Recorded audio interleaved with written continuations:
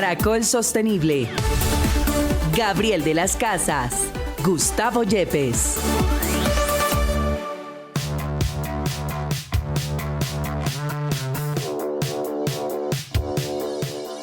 Hola, bienvenidos. Esto es Caracol Sostenible en Caracol Radio. Es nuestra alianza con la Universidad Externado de Colombia y compartimos los objetivos de desarrollo sostenible con todos los colombianos, bueno, con la gente que nos escucha en todo el mundo a través de Caracol Radio. Profesor Gustavo Yepes, parte de nuestra alianza de la Universidad Externado de Colombia. ¿Cómo estamos, profe? Buenos días, Gabriel. Buenos días a todos nuestros oyentes. Aquí, digamos, muy atento, esperando a nuestros invitados para que nos ayuden a entender un poco qué es esto de la transición energética y cómo vamos a cambiar las formas de energía que utilizamos tradicionalmente por unas nuevas. ¿Sabe que he descubierto a través de este programa? Que cuando hablamos de transición energética cobra mucha vida la sección con la que cerramos nuestro programa, de lo absurdo a la reflexión. Hay tantos absurdos, hay tantas reflexiones a lo que tenemos que llegar, porque no hay un modelo perfecto de transición energética todavía en el mundo. Todavía no hay un entendimiento perfecto de transición energética de las responsabilidades que tienen diferentes países y diferentes realidades económicas. De acuerdo, Gabriel, y para eso tenemos a grandes invitados que nos ayudan a entender sus diferentes posiciones y cada uno de ustedes puede llegar a sacar sus propias conclusiones. Bienvenidos, esto es Caracol Sostenible. Caracol Sostenible en Caracol Radio. Muy bien, nosotros estamos en Caracol Sostenible, en Caracol Radio, es nuestra alianza con la Universidad Externado de Colombia. Revisando los objetivos de desarrollo sostenible, el número 7 es energía asequible y no contaminante. Habla de una transición energética sostenible y justa, que es una oportunidad que va a permitir sentar las bases sobre las que construyen una nueva economía sostenible. En Colombia estamos hablando de una nueva economía popular, sostenible y además competitiva que va a crear nuevos empleos. Va a aumentar la inversión, posibilitando un impulso a la innovación y al desarrollo empresarial. Y para hablar del tema, porque el gobierno viene trabajando en esto, está con nosotros el ministro de Minas, Andrés Camacho. Ministro, muy buenos días y bienvenido a Caracol Sostenible. ¿Cómo está usted? Muy bien, muchas gracias. Un saludo para ti, para todos y qué bien estos programas de Caracol Sostenible. Bueno, señor, estamos hablando de transición energética y usted desde su ministerio está hablando también de municipios energéticos. ¿De qué se trata esto? Bueno, como parte de esos objetivos de desarrollo sostenible, tenemos varias tareas. Una de ellas es garantizar la superación de la pobreza energética, de cientos, miles de personas que aún en países como el nuestro, como Colombia, todavía no tienen acceso a la energía, puedan hacerlo a través de las energías renovables, energías limpias, y para eso lo estamos haciendo a través de comunidades energéticas y también municipios y territorios sostenibles. Es la posibilidad de que los territorios, las alcaldías, las gobernaciones puedan generar energía limpia para darle a la gente de su territorio, para los puestos de salud, para las escuelas, para los edificios incluso municipales de los territorios, muchos de ellos los más alejados del país. Ministro, la transición energética necesita inversión que se va a ver a futuro y no un futuro muy lejano, pues por supuesto bien invertido ese dinero. ¿Por qué? Porque vamos a pasar a unas energías limpias y va a ser mucho más económico. ¿Cómo se va a manejar la realización de estos municipios energéticos? Bueno, hay diferentes fuentes de financiación porque son grandes cantidades de dinero que necesitamos para desarrollar el país en materia energética. Hay unos programas que estamos haciendo desde el gobierno nacional con recursos públicos, otros que estamos haciendo a través de la banca pública, Findeter, la Financiera de Desarrollo Nacional, otros proyectos que estamos desarrollando a través de regalías, otros proyectos que se hacen a través de obras por impuestos, otras que hacen empresas, pero también alcaldías, gobernaciones. Así que son múltiples fuentes de financiación, pero con la participación y la veeduría ciudadana buscamos que sean recursos que se inviertan en lo que necesitamos que se invierta, que son transición energética y por supuesto el propósito de descarbonización de nuestras economías. Así que hay que consolidar una gama amplia de fuentes de financiación, pero también de control, participación y veeduría ciudadana. Esta energía renovable de los municipios energéticos está basada en ¿qué? En energía solar. ¿Hay algo eólico? ¿Hay algunas fuentes? ¿Cuál es la base de esto? Hoy, debido al desarrollo tecnológico, incluso a los costos de la tecnología, la que más está arrancando, despegando y que nos permite consolidar estos retos es la energía solar, a través de paneles solares por la facilidad de su instalación, por los tiempos de instalación y por los costos. pero también estamos desarrollando soluciones, por ejemplo, a través de biogás, que es aprovechando residuos orgánicos, o también el aprovechamiento del agua en muchos territorios de nuestro país que tienen riqueza hídrica, y también otras tecnologías que podemos empezar a desarrollar, algunos pilotos que estamos ya haciendo de geotermia y otros energéticos que son hoy fundamentales en la transición energética. Bien, estamos hablando de inversión, pero necesitamos también ejecución y existe el FENOGE. ¿Qué es el FENOGE y a qué se dedica en estos momentos? Es el Fondo de Energías No Convencionales y Eficiencia Energética, eso es lo que traduce esta sigla, lo que conocemos como el FENOGE, y es un fondo creado en el Ministerio de tiempo atrás para promover todo el desarrollo de las energías renovables, de la eficiencia energética y proyectos de este tipo que permitan que la gente, que los territorios y que las energías renovables, energía limpia, se pueda desarrollar en el país. Ministro, siempre ponemos la responsabilidad, y hablo desde los ciudadanos, en las grandes compañías, en los gobiernos nacionales, pero ¿cuál es el papel de los colombianos precisamente en una transición hacia energías limpias? ¿Cuál puede ser el papel de esta población de colombianos? Bueno, hay muchas cosas que hacer, empezando por una conciencia ciudadana, cultura ciudadana de cómo usamos la energía. Tenemos que cuidar, así como cuidamos muchas veces, que está más interiorizado el cuidado del agua, hay que cuidar también la energía, no despilfarrar la energía porque se requiere, hay lugares del país donde no la tienen, pero también empezar a incursionar en el uso de estas tecnologías. La gente que tiene algunos recursos puede poner techos solares, pero estamos ya también desarrollando programas para que cualquier hogar, especialmente incluso los más vulnerables, puedan usar tecnología renovable. Entonces también es un cambio cultural de empezar a ver que las nuevas tecnologías sirven, que son toda una tecnología y una gama de soluciones que pueden servir para los hogares, para la industria incluso, y eso implica entonces una transformación cultural, una transformación también en la manera en la que vemos la energía, y ahí tenemos muchas cosas por desarrollar, eficiencia energética, y es ver la energía de una manera distinta. Pues es el ministro de Minas y Energía, Andrés Camacho.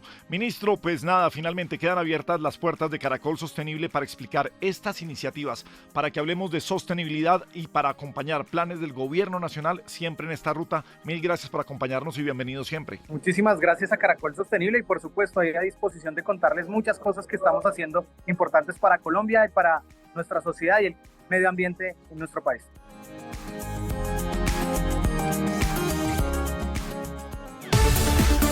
Continuamos con Caracol Sostenible. Profesor Gustavo Yepes, estamos hablando de transición energética. Si nos enmarcamos en los objetivos de desarrollo sostenible, ¿en dónde estamos, profe? Gabriel, yo creo que aquí es importante ver el objetivo número 7, que es el de eficiencia energética. Necesitamos tener energías renovables y limpias y hay 3 metas muy particulares que tiene este objetivo. La primera que tiene que ver con el acceso universal a la energía, la otra tiene que ver con que tengamos un porcentaje mucho más alto de energías que sean renovables y finalmente que podamos duplicar al menos la eficiencia energética que tenemos en la actualidad. Bueno, señor, pues estamos con un gran invitado que viene desde España. Antonio Turiel Martínez es nacido en León en 1970, es un científico divulgador, licenciado en física y matemáticas, doctor en física teórica y por la Universidad Autónoma de Madrid y trabaja actualmente como investigador científico del Instituto de Ciencias del Mar en Barcelona. Profesor Turiel, bienvenido a Caracol Sostenible, ¿cómo está usted? Hola, buenas tardes, pues encantado de estar aquí. Bueno, profesor, también leyendo dentro de las publicaciones que ha tenido usted, tiene un libro llamado Petrocalipsis. No tiene nada que ver con nuestro presidente Gustavo Petro. Hablaremos de las políticas energéticas de nuestro gobierno, pero profesor Turiel, estamos hablando de transición energética y la primera pregunta para ustedes, ¿el mundo va en una buena ruta de transición energética? Por supuesto que puede ser un lugar común que la necesitamos, que el calentamiento global nos agobia, que nos preocupa cada día. Usted que trabaja con los océanos lo sufre como nadie, pero tenemos una buena ruta. Bienvenido a Colombia, bienvenido a Caracol Sostenible. Es muy difícil de decir. Hombre, hay muchas cosas que no están yendo como deberían de ir. Y en particular el año pasado, que fue el año que más energía renovable se instaló, también fue el año en que las emisiones de CO2 fueron las más altas de toda la historia, con más de 40 gigatoneladas. Entonces no se puede decir que estemos consiguiendo hacer mella en este problema ambiental y en otros que tenemos, porque no solamente el cambio climático es el único problema ambiental grave que tenemos.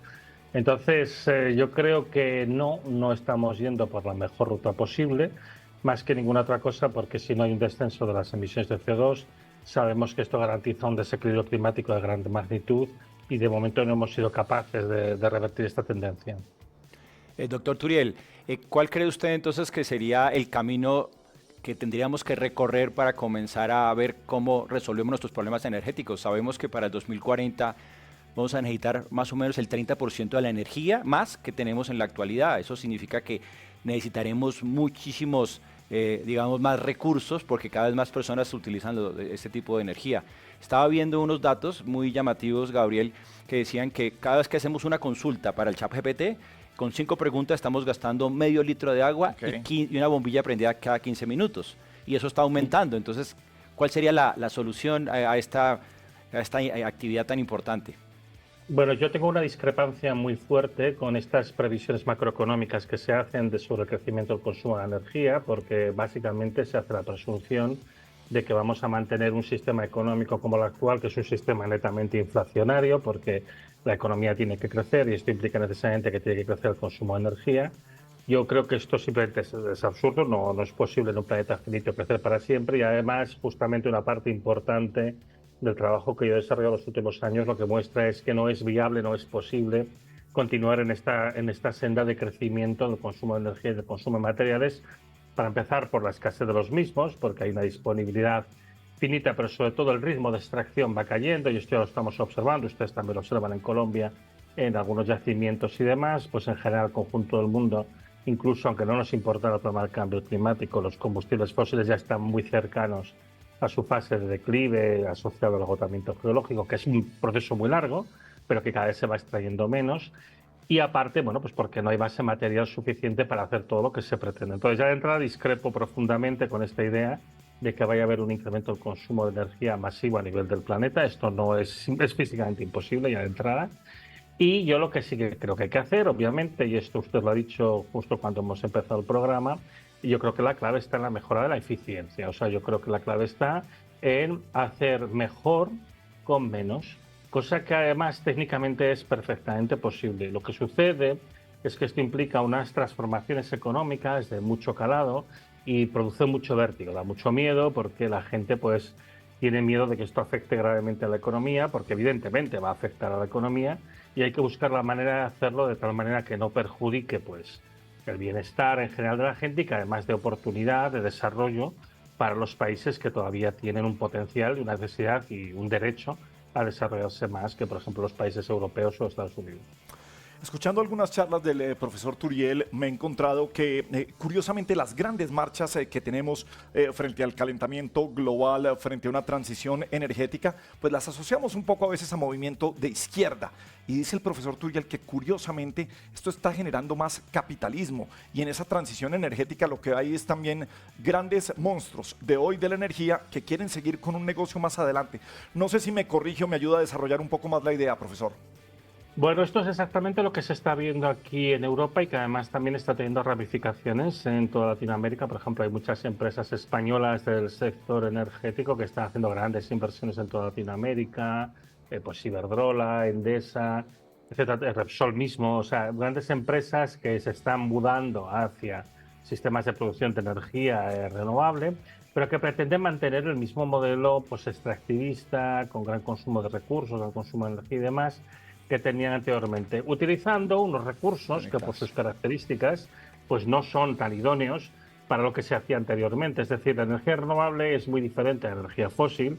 La energía renovable llega distribuida por todo el territorio, en ese sentido es muy democrática, pero llega en pocas cantidades en cada lado. Entonces lo que hay que hacer es aprovecharla lo más localmente posible para mejorar las condiciones de vida de la gente de allí donde está y para intentar hacer primero una producción que abastezca la necesidad más cercana y luego pues con los excedentes, si los hay, pues ya se puede comerciar con otras zonas, ya se puede... Pero es justo el contrario al modelo que se está imponiendo. Y esto, por ejemplo, en Europa ahora mismo se está resquebrajando. Sabrán que, por ejemplo, una de las grandes apuestas que había en Europa era el coche eléctrico y ahora las grandes compañías automovilísticas europeas lo están abandonando temporalmente, dicen, porque están viendo que se arruinan con él, que pierden dinero porque no son capaces de hacerlos a precios competitivos y que la gente los compre, por la escasez de materiales, el coste energético, etcétera, etcétera.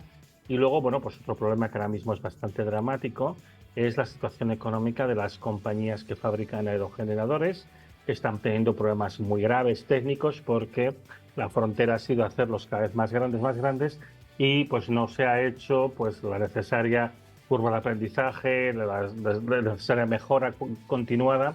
Y el problema que están teniendo es que los aerogeneradores se rompen, fallan porque son excesivamente grandes, los últimos que hay instalados, no todos, y esto las está llevando a una situación económicamente muy delicada, que algunas de estas pueden incluso hasta quebrar, ¿no? Dejando caminos expedito a las empresas chinas, que, claro, que al final es un poco el problema que hay, un problema también de lucha hegemónica, geopolítica, para controlar este tipo de tecnología. Entonces yo creo que el error que se está cometiendo es pensar que se puede hacer una sustitución directa de la energía fósil por energía renovable. Yo creo que la energía renovable necesita ser tratada de manera muy diferente, con una producción muy local, con una producción orientada a la satisfacción de las necesidades locales y con una orientación en sí misma que es bastante diferente a las grandes empresas que están dominando el negocio y que además tienen pocos miramientos. En general, las grandes empresas, particularmente las españolas, están haciendo muchos destrozos ambientales tanto en España como en Latinoamérica, ¿no? Por ejemplo, para extracción de los materiales que requieren desviando cursos de agua, etcétera, etcétera. Entonces, aquí hay que hacer un replanteamiento porque ya se ve que económicamente no funciona, energéticamente no funciona, no hay suficientes materiales. Bueno, yo creo que hay que reflexionar un poquito hacia dónde estamos yendo e intentar hacer las cosas con más cabeza, que se puede hacer, ¿eh? Se puede hacer de una manera muchísimo mejor, pero también siendo un poco más humilde y sobre todo siendo más cuidadoso, ¿no? Yendo con más cuidado a hacer las cosas. Doctor Turiel, en Colombia desde hace un buen tiempo se ha comenzado a hablar de un término que es bastante desconocido como llamado decrecimiento, que digamos se entiende como un modelo económico alternativo y que no simplemente el tema de llevar a la pobreza como muchos lo dicen. ¿Cómo usted encuentra esta alternativa, esta propuesta o ese modelo económico? Y yo le sumo, ¿estamos preparados los países, entre comillas, pobres de Latinoamérica para ese decrecimiento del que se habla en todo el mundo? Y si los ricos están dispuestos a aceptarlo, ¿no? Sí. Es que ese es el punto clave. A ver, el concepto del decrecimiento surge en Europa, surge en Francia hace muchos años, y el concepto del decrecimiento es un concepto solamente aplicable a las naciones opulentas de este planeta. Y eso quiere decir Estados Unidos, Canadá, Europa en su conjunto, Australia, Japón. Y les diría poco más, ni siquiera se aplica a China. China tiene que hacer otra cosa diferente. El concepto del decrecimiento es todas estas naciones en las que nos hemos extralimitado en nuestro consumo, que estamos consumiendo más de lo que el planeta puede proporcionar y estamos contaminando más de lo que el planeta puede absorber, tenemos la necesidad de reducir nuestros niveles de consumo de energía y materiales para adaptarlos a una realidad de sostenibilidad en la que lo que se busca es garantizar un bienestar semejante al actual, al tiempo que dejamos espacio para que otras naciones se desarrollen, por ejemplo, la suya. Entonces, está claro que el concepto de crecimiento no se puede transportar tal cual al contexto de Colombia. Esto para mí no tiene absolutamente ningún sentido. Ustedes tienen que mejorar todavía, tienen que hacer todavía una evolución, un progreso, un desarrollo que en parte además no pueden hacerlo justamente por la presión que hay sobre los recursos por países como el mío. Y entonces, por eso es un concepto que yo ya sé que esto se ha traído y yo agradezco mucho a las personas y particularmente al gobierno que han traído esta discusión a Colombia, pero hay que plantearla de una manera mucho más genérica y lo que se tiene que hablar es de sostenibilidad y la sostenibilidad al final implica que tiene que haber una estacionalidad en el desarrollo económico, es decir, en un momento determinado el consumo de recursos, de materiales y la expansión económica tiene que llegar a un nivel del cual ya no se mueve, en el que se garantiza el bienestar de todo el mundo. Y en el fondo, cuando se habla de crecimiento, pues también hay un problema que la gente, cuando una palabra le suena, pues piensa que dice algo diferente a lo que dice, ¿no? Es como, a mí me pasa con mi suegro, ¿no? Que él oye la palabra socialdemocracia y cree que quiere decir que es social y democrática, no, es otra cosa. Entonces, el decrecimiento, cuando se habla de crecimiento, se está hablando de un movimiento políticamente organizado para garantizar el bienestar para todo el mundo en una situación de descenso del consumo de energía y de materiales y básicamente tiene dos características fundamentales, tiene que ser democrático y tiene que estar planificado. Democrático quiere decir que todos los agentes tienen que participar y esto incluye evidentemente la ciudadanía, pero también las empresas, y los agentes, las administraciones, etcétera, etcétera. Y hay que hablar mucho y hay que ver cómo se hace frente a esto. La otra cuestión que es importante, que es la de la planificación, tiene que ver con el hecho de que el decrecimiento para las naciones opulentas, como es el caso de España y Europa en general, es completamente inevitable, porque estamos llegando a una situación en la cual los recursos ya no pueden aumentar su consumo, aunque quisiéramos no vamos a poder, porque tiene limitación física, geológica si quieren. Ya la producción de petróleo del mundo ha entrado en su curva de descenso, la del gas y el carbono entraban pronto, la de uranio está cayendo en picado, esto se sabía que iba a pasar. Es un proceso que llevará décadas, pero ya estamos en este proceso de descenso y lo que hay que hacer es adaptarse a él de la mejor manera posible, al tiempo, como digo, dejando espacio a que otras naciones se desarrollen. Y yo, por ejemplo, como se suele incidir mucho en el caso de China, mirando sus indicadores de desarrollo humano y demás, China tiene que todavía desarrollarse más. Entonces, imagínense si China todavía tiene que desarrollarse más, pues imaginen en general el conjunto de las naciones latinoamericanas el margen que aún les queda, ¿no? Nosotros tenemos que dejar espacio para que otros puedan alcanzar un nivel de bienestar comparable con el nuestro. Bien, estamos con el profesor Antonio Turiel desde España, es físico teórico investigador. Tiene un libro que se llama Petrocalipsis, pero como bien decimos, esto es Caracol Sostenible y no vamos a hacer ningún análisis ni ningún juicio político en este momento. Sin embargo, queremos precisamente traer ese decrecimiento para una nación pobre como es Colombia, en donde el presidente Petro dice Colombia ha decidido no firmar más contratos de exploración en carbón, petróleo y gas. Recientemente en estos días tenemos una gran polémica porque no quisimos ir en un muy buen negocio de petróleo y gas. ¿Qué cifras tenemos de Colombia, profesor Gustavo Yepes? Bueno, muy bien. Tenemos en Colombia que tenemos unos planes importantes. Estamos hablando para la reducción de las emisiones. Estamos esperando reducir emisiones en un 51% para el año 2030. Adicionalmente, estábamos hablando que necesitamos invertir más de 15.000 millones de dólares para la próxima década para poder conseguir más energías renovables y finalmente necesitamos más o menos aumentar nuestra capacidad instalada de energías renovables en un 300% para el año 2030. Y es la paradoja de que dependemos de combustibles fósiles todavía para conseguir los recursos para esa transición energética. ¿Dónde se deben plantear este tipo de países que necesitan esto para lograr reducir, si bien dice usted, los gases de efecto invernadero y contribuir de una buena manera con el calentamiento global? Mire, piensa en una cosa, a nivel de la Unión Europea, nosotros para instalar todos los sistemas de energía renovable que estamos instalando, estamos consumiendo combustibles fósiles, aquí o en otros sitios. Quiere decir, la maquinaria opera con diésel, la extracción de minerales, pues se utiliza mucha maquinaria que opera con diésel, para hacer el cemento se sigue usando gas natural, para hacer el acero se sigue utilizando carbón de coque, etcétera, etcétera. Entonces, aunque evidentemente su intensidad de carbono es bastante inferior a los sistemas de producción de electricidad, el otro problema que nos estamos encontrando en Europa, que ustedes aún no están, es que las nuevas renovables es muy diferente a la hidroeléctrica. Ustedes tienen buena hidroeléctrica, aunque ahora ha habido sequía estos años, ahora parece que la cosa ha repetido un poco. Pero, pues el problema de las nuevas renovables es que no es tan fácil de integrar en una red eléctrica porque es muy variable, intermitente, genera problemas de estabilidad, etcétera, etcétera. Entonces, está claro que se tiene que cambiar también el propio modelo de energía renovable y la manera de aprovecharlo justamente para que sea todavía menos intensiva en carbono y además para que se permita un aprovechamiento en unas condiciones de explotación que son muy diferentes a las de la hidroelectricidad o en general los sistemas térmicos como las centrales de carbón, etcétera, etcétera. Yo creo que en el caso de los contratos, la explotación de los yacimientos de hidrocarburos y de combustibles fósiles que tienen en Colombia, Colombia evidentemente es un país que está en una zona que va a estar severamente afectada por los efectos del cambio climático, ya lo han experimentado los últimos años. Piensen que ahora estamos en una situación que se está llamando de Niño permanente en el hemisferio norte y usted ya sabe que cada vez que se produce el fenómeno del Niño implica justamente un descenso de la precipitación en Colombia. En general las franjas tropicales del trópico de cáncer del planeta, del trópico del hemisferio norte, y esto no es bueno, no es nada bueno, también porque afecta a la agricultura, a los ríos, bueno, a la vida al final, ¿no? Y evidentemente incluso a la producción hidroeléctrica. Entonces, es del interés de Colombia, lógicamente, minimizar el consumo de combustibles fósiles si todo el mundo lo está haciendo, claro, porque si solo lo hace Colombia, pues obviamente no sirve para nada. Yo, en todo caso, con la explotación de sus recursos fósiles y en general sus recursos minerales, yo lo que les diría es que en el punto en el que estamos actualmente, yo creo que tienen que intentar minimizarlo dentro de la medida de lo posible. No siempre es posible y a veces hay que escoger caminos un poco más largos, pero sobre todo yo creo que tienen que priorizar su interés nacional. O sea, yo creo que no tiene interés ninguno en el momento en el que estamos y dada la situación, pues eso, además de parálisis industrial que hay en Europa, en general, pues se ve que el modelo pues está renqueando y que hay que hacer un cambio muy profundo. Yo no creo que para Colombia lo mejor sea el modelo de explotación habitual, exportador y demás.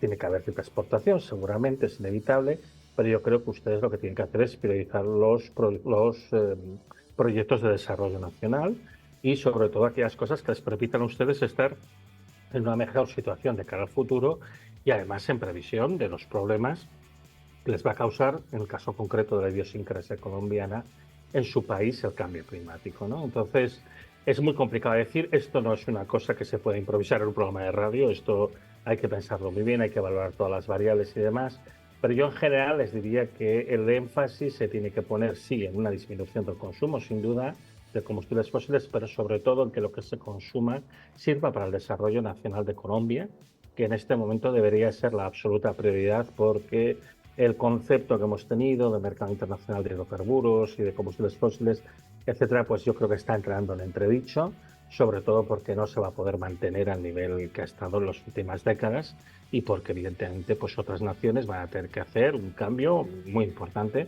y también es la manera de conseguir que lo hagan. O sea que sí, pero con condiciones de reducción del consumo de combustibles fósiles, sí, pero sobre todo yo creo que supeditado al interés nacional de Colombia, que no es la exportación, sino su propio desarrollo. Doctor Turiel, frente a lo que está mencionando, dice las dificultades que tenemos y todos los retos que aún se tienen para poder hacer esa transición energética. Y usted propone que en el futuro solo utilicemos el 10% de la energía que actualmente consumimos. ¿Cómo podríamos lograr hacer esto? No, esto no es cierto. Yo entiendo porque esta frase suele estar sacada de contexto fácilmente, ¿eh?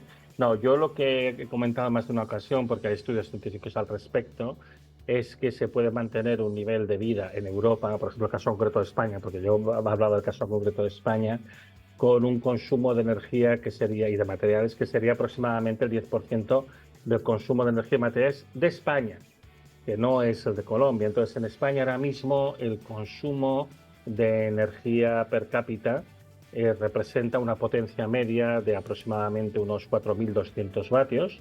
Es decir, pues básicamente es como si cada uno de nosotros, cada uno de los españoles y las españolas, pues tuviera una máquina con un régimen de consumo de 4.200 vatios funcionando sin parar, ¿vale? Este es nuestro consumo de energía anual, por ejemplo, o el periodo de tiempo que quieran.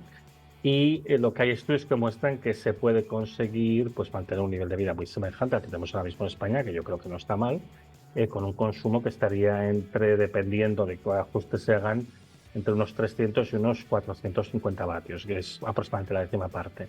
En el caso de Colombia, yo no sé las cifras de consumo de energía per cápita, pero me imagino que deben de ser pues la mitad de las españolas o quizá menos, con lo cual en su caso la reducción no sería tan bestia, no sería tan salvaje, no estaríamos hablando de una reducción del 90%, pero serían reducciones que serían del 40%, del 50%, una cosa de este estilo seguramente, ¿no?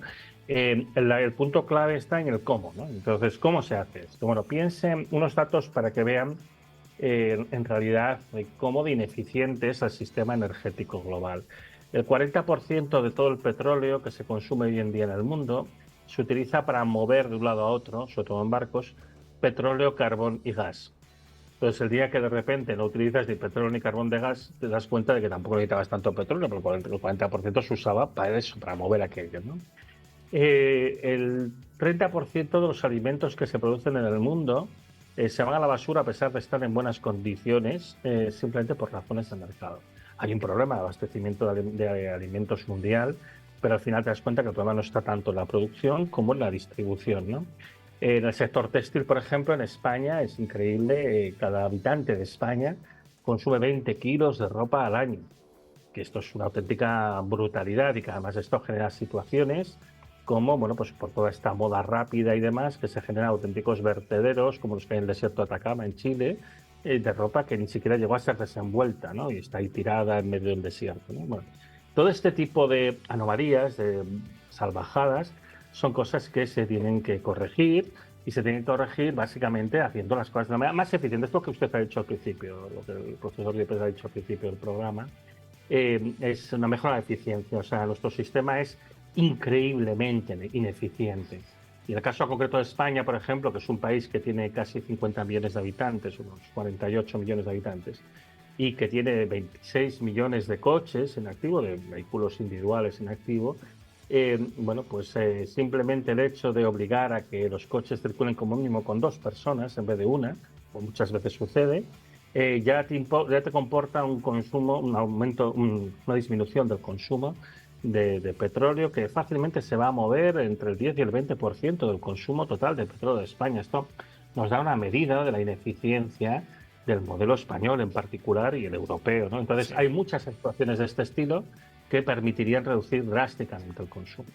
Lo iba a despedir ya, profesor Turiel. Por supuesto, podríamos seguir dialogando con usted mucho, pero fíjese que frente a estos ejemplos que usted nos da, hay gran responsabilidad en el ciudadano del mundo, y siempre lo digo, se vuelve un lugar común para lo que decimos aquí. La responsabilidad nuestra frente a las responsabilidades de los grandes gobiernos. ¿Cómo las sopesa usted finalmente?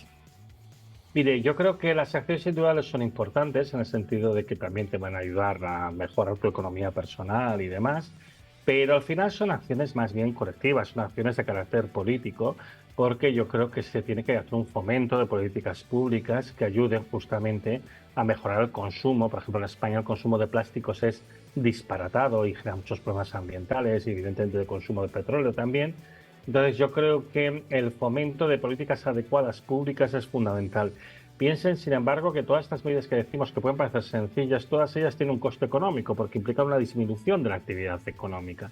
Entonces esto también tiene que ser pilotado, tiene que ser acompañado y tiene que darse alternativas y cambiar la manera de producir, cambiar la manera también de, digamos, de la gestión económica para evitar que esto genere más trastorno del que sería estrictamente necesario. Entonces, no es tan simple. Yo creo que al final tiene que haber un buen acompañamiento público, aparte de una buena disposición personal para aceptar cambios que en el fondo pues no son tan graves desde el punto de vista del día a día de las personas.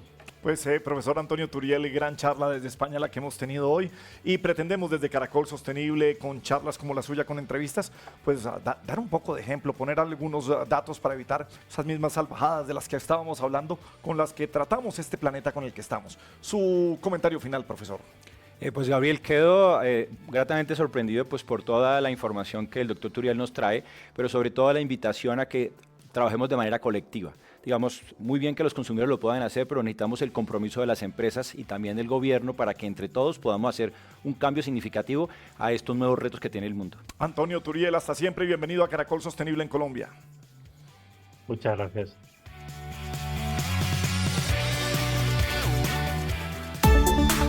Ya regresamos con Caracol Sostenible. Continuamos con Caracol Sostenible.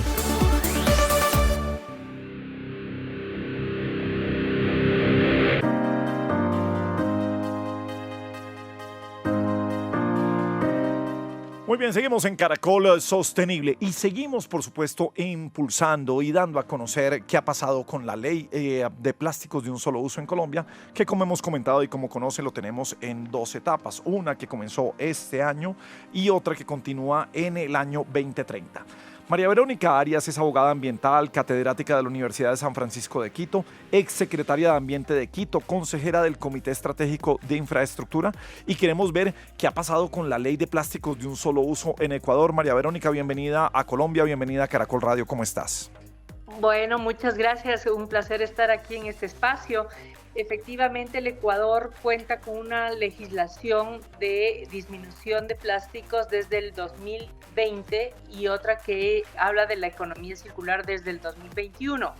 Esto obviamente por la preocupación que existe en todos los países, creo, sobre la contaminación de plásticos. ¿Qué es lo que reza esta ley? Básicamente lo que establece es que haya una disminución progresiva del uso de plástico hacia el 2024, que se cumpliría este año, es decir, los primeros 18 meses, a los 36 meses y 48 meses, paulatinamente tiene que ir desapareciendo los sorbetes, tiene que ir incrementándose el porcentaje de material reciclado en las fundas de basura y en las botellas PET, por ejemplo, ¿no? Que es el plástico reciclado.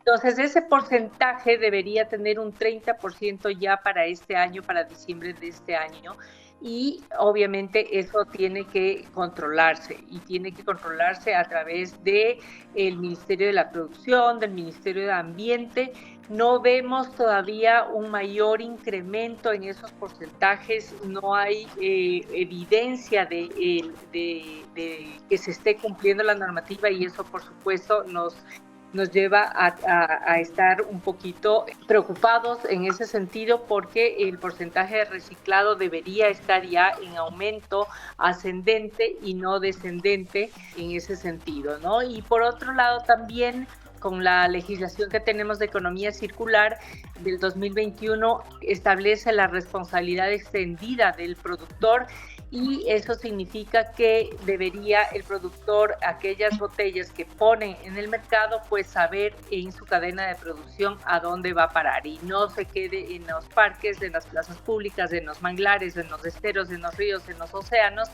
y que tenga un destino más bien ya tipo de no desecho que contamina, sino más bien un residuo que se puede justamente reciclar y transformar por varias veces.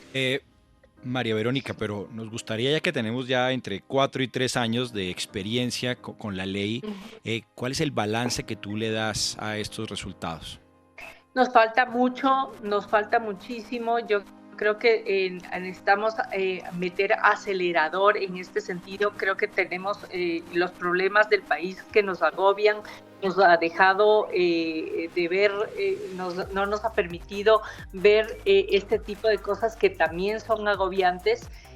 Acordémonos que estamos produciendo alrededor de 300 millones de toneladas a nivel mundial, alrededor de 6 islas de plástico que están en todo lado, del tamaño de Francia, flotando por todo lado. Las Islas Galápagos del Ecuador están siendo abrumadas por una cantidad de plásticos, y la contaminación va creciendo. Entonces, si no bajamos esa curva, simplemente en el Ecuador vamos a tener llegar al 2040 con 80% de plásticos adicionales. Entonces, esa curva sí o sí tiene que bajar inmediatamente, y hemos hecho llamado a las autoridades todos estos meses, y yo personalmente estoy escribiendo justamente un paper sobre esto, y no he podido lograr cerrarlo por la falta de información y de data que es necesario. Así que se tiene que expedir una norma específica,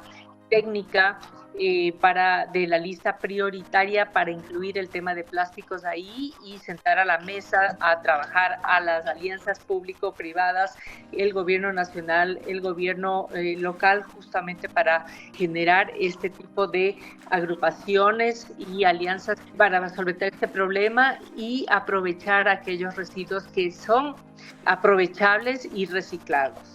Por supuesto que esto es una empresa de todos en la que tenemos que trabajar, pero entonces me respondes parcialmente la pregunta. ¿Hay que meterle más regulación? ¿Hay que meterle más reglamentación? ¿Cuál es el papel del ciudadano, del común y corriente? ¿En dónde estamos en esta situación en Ecuador para no parecer apocalípticos frente a lo que es, pues, definitivamente un futuro, eliminar plásticos de un solo uso? Sí, el primer paso está cumplido, hay una normativa que está vigente, no es perfecto, todo es perfectible, pero la normativa secundaria, es decir, la normativa técnica es la que tenía que expedirse ya para este año. Sin esa normativa, obviamente, los gobiernos no pueden generar el control, no pueden generar este tipo de mesas a que se reúnan, y se puede justamente incentivar a la industria a que haga todos estos procesos, pero tampoco puede controlar a la industria, que también necesita incorporar ese porcentaje que habla la ley. Entonces, hay una capacidad de infraestructura en el país que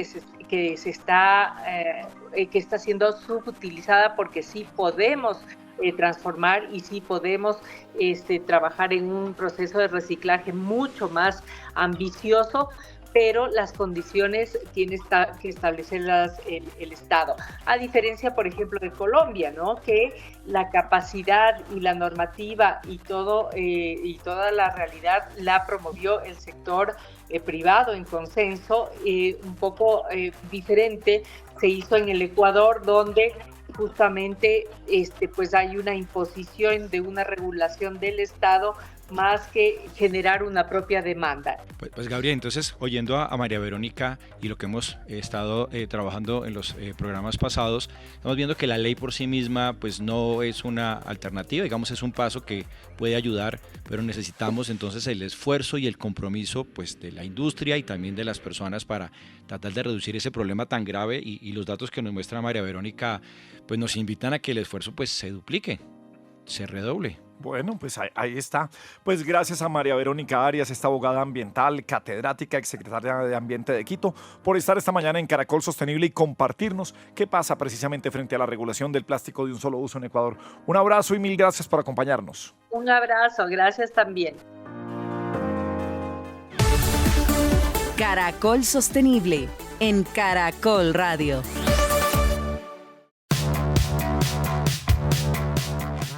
Muy bien, en Montenegro, Quindío, se lanzó quizás el evento de responsabilidad social de sostenibilidad más importante de compañía alguna en Colombia. Es la Copa Claro por Colombia. María Consuelo Castro es la directora de sostenibilidad de Claro Colombia. María Consuelo, bienvenida a Caracol Sostenible. ¿Cómo estás? Gabriel, buenos días. Gracias por la invitación. Bueno, pues sexta edición de la Copa Claro de fútbol. ¿Qué es la Copa Claro y por qué tan importante? Bueno, la Copa Claro por Colombia es un torneo donde lo que hacemos diferente es tomar el deporte o el fútbol como una herramienta.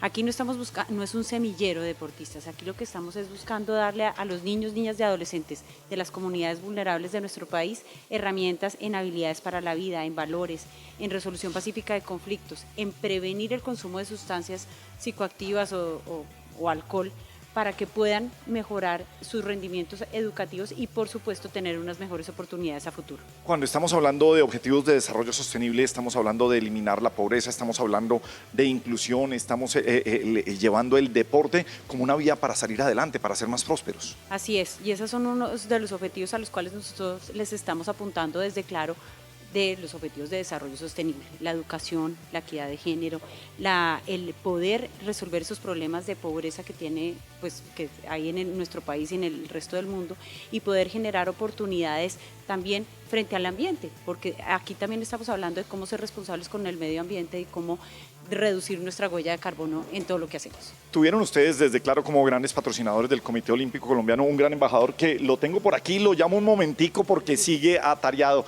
Es nuestro gran Ángel Barajas, nuestro gran medallista de plata. Ángel, ¿cómo le fue? ¿Cómo sintió ver esos muchachos y conocer esos valores que tiene la Copa Claro de fútbol? Bueno, de verdad que me parece muy bueno ese evento. Me parece que ayuda mucho a los jóvenes para que los saque de cosas que no les sirven, también para resolver conflictos, que eso se presenta mucho también en la vida cotidiana, en la vida normal. Y me gusta porque, bueno, ver a los jóvenes ahí que tengan sus propias reglas, no haya un árbitro, y eso, que ellos mismos sepan solucionar los problemas que se presenten ahí dentro de la cancha. Y bueno, cuando llegué me sentí súper bien. Todos hemos conocido su historia, ese origen humilde, ese caminar por esas calles de Cúcuta, ese que su mamá estuviera vendiendo tintos en la esquina, y usted es un ejemplo de cómo los valores, el entrenamiento, la disciplina hace que uno salga adelante.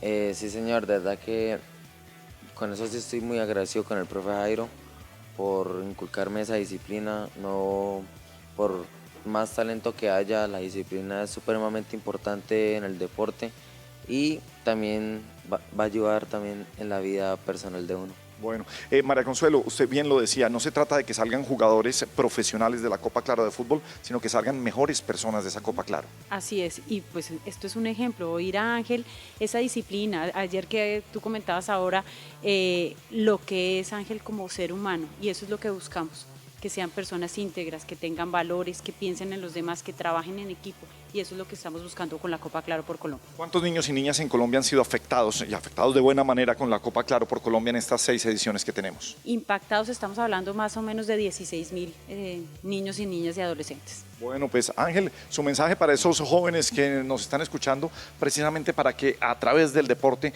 salgan adelante.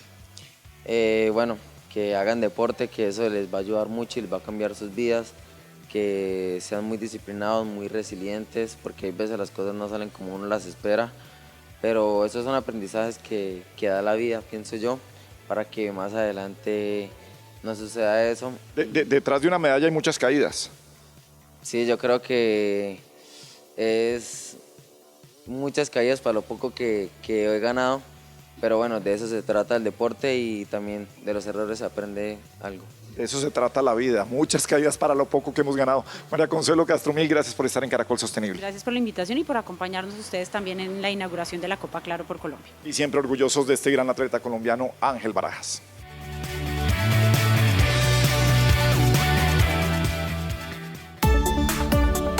Caracol Sostenible.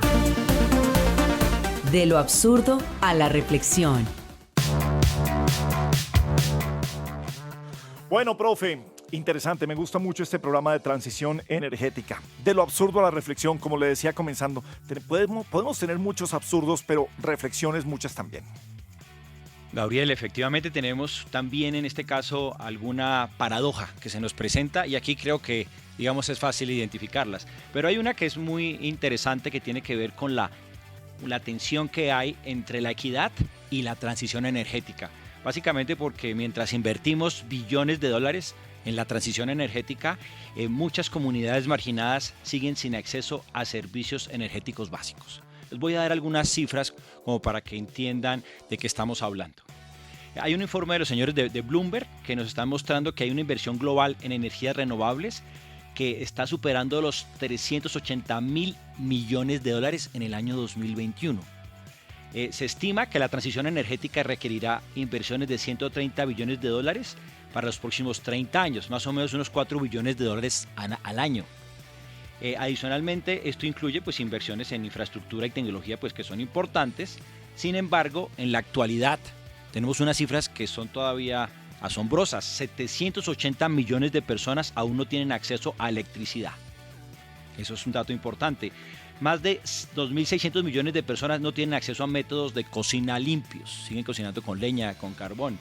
Y para permitir el acceso a estas personas, a todo este tipo de alternativas, digamos, modernas, necesitamos más o menos 40.000 millones de dólares para los próximos 10 años. ¿Qué significa esto?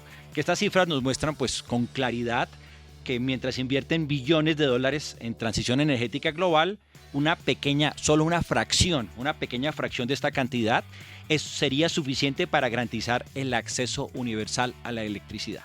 Entonces yo creo que es importante resaltar aquí que solamente se requiere del 1% de la inversión en esta transición energética para permitir a las personas acceder a estos sistemas energéticos. Entonces hay una contradicción evidente, ¿no?, frente al compromiso global que tenemos frente a la transición energética y lo otro es la falta de solidaridad y compromiso con los más desfavorecidos. Entonces yo creo que aquí podemos dejar una reflexión importante. Digamos, el medio ambiente está ganando la batalla. Hay un compromiso importante y obviamente eso nos llena de satisfacción.